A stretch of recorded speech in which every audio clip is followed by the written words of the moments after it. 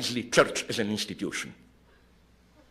Church as an institution, which is why what interests me is Protestantism. It's not this me and God. No, it's Gemeinde, it's the community. That's absolutely crucial for me, which is why, for example, I totally agree with that basic Protestant insight. What does it mean, read Bible alone? It doesn't mean a kind of inner orgasm of meditation, blah, blah.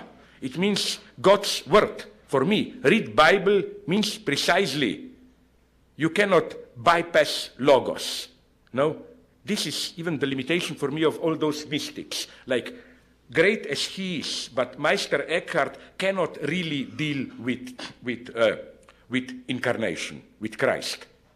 Did you notice how the whole operation of Meister Eckhart, his mystical rereading of Christianity, is based on this basically cheating with words. I think you have in Latin this ambiguity, mundum, mundus. No, it can mean pure and world.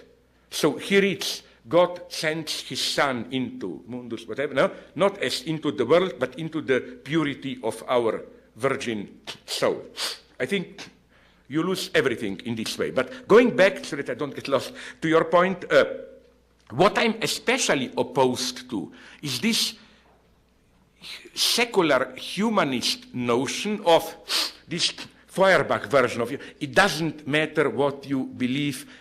Christianity is more a kind of an ideal, it's really, we just project into it our highest human desires, what is most noble in us, and so on and so on. No, I think it's absolutely crucial to insist.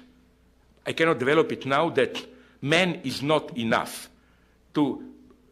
You must have a dimension which is more radical than only a man in man. And I cannot go now into it theoretically, but even in psychoanalysis, I claim, this is the function of a concept which is deeply misunderstood, the concept of death drive. Death drive is not this, oh, I want to die, disappear, or some kind of crazy destructive drive. Death drive, paradoxically, I claim, is Freud's name for immortality.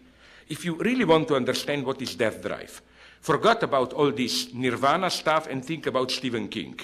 You know what I mean? This undead, in the sense of death, but living death. Something which exists beyond life and death. So again, in this sense, sorry for my tastelessness, but you got my point. In this sense, no, I'm definitely opposed to this, how should I put it, this soft religious humanism. Who cares institutionally, just that you are sincere and that whatever. No. Here I'm a strict Kierkegaardian who, again, what Kierkegaard got, and this was a great, almost I would say Marxist insight by him, is that wasn't, you know better this than me, wasn't a big target of Kierkegaard's scathing, ironic criticism was some big state theologist, I forgot the name, who was precisely this kind of a liberal. And what Kierkegaard got is that there is no opposition between this kind of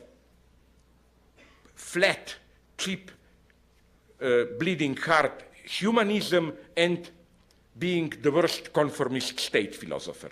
No? He got it that these are just two aspects, two sides of the same coin. Social conformism in the sense of state, social order, and this inner sincerity of faith is basically just the other side of this. No, so again, that's precisely my paradox. I definitely don't play this Feuerbach game, or I like religion because isn't it that we men project our most noble dreams or whatever into religion? No, man has to be decentered. No? And what I do like in, here, he really announces Hegel for in Meister Eckhart of radical theologists, all those the gap between God and Godheit, divinity, is in one sentence can be, I think, almost put, the truly shattering insight of Meister Eckhart. It is that not only is man decentered with regard to God, in the sense that our center is not in ourself, but out there in God, but in order to account man you must accept that God is decentered in himself with regard to himself. What this means is another story. We have to read Hegel and so on. I'm having a hard time understanding how you are describing yourself as a Kierkegaardian, especially in your understanding of existentialist faith, and at the same time you're following a Hegelian reading of Christianity. I mean, was not that Hegelian philosophical transposition of Christianity the great enemy of Kierkegaard? Wasn't that his idea is to pronounce the either-or between what Hegel was trying to do with Christianity and what he believed? That's, again, another, I really hate you all. Another good question. I've written a little bit in my parallax view, now in the book that I'm writing, okay, to cut a long story short. My thesis is that the way Kierkegaard reads Hegel, it's one of the greatest absolute misreadings in the history of humanity. I claim that that this misreading of Hegel as this kind of abstract logical idealism, you know, all this existential uniqueness is obliterated, some kind of self-movement of the idea or whatever. I don't think it works. I think that they are, to cut a long story short, of course there are obvious differences, but nonetheless, some level, Hegel is not that. This kind of stupid idealist, that individual who said, haha, I have absolute knowledge, I know everything or whatever. Hegel has to be read in a different way. To give you a hint of where I see that option is, there was a book translated recently into English by a pupil of Derrida, but who I think moved to, it was Catherine Malabou, The Future of Hegel, published some 2 years ago with Princeton University Press, before in France. It had a shattering impact on Derrida. Derrida wrote a long review of the book, which is here attached as the introduction, where basically she converted him just before his death. That is to say, Derrida conceded that he was misreading Hegel all the time, that he is much closer to Hegel. And it's a wonderful reading. The focus of the book, the longest chapter, over 100 pages, is precisely Hegel and religion, Hegel and Christianity. And I think she succeeds to make this point. So back to your point, again, I cannot do it now, but I claim that, of course, if you look at in a first obvious approach, what can be more? Either or, all these leaps, gaps, and so on, or this dialectical development, what can be more different? But that's a challenge. I claim we are at the same time deeply misreading Kierkegaard and maybe even more misreading Hegel. I think Hegel is still to be discovered. You know, to put it bluntly, this may disappoint you, but my position is very conservative here. I mean, if you were to ask me, how do they put it, like in mobster movies, at a gunpoint, cut the crap, where do you really stand?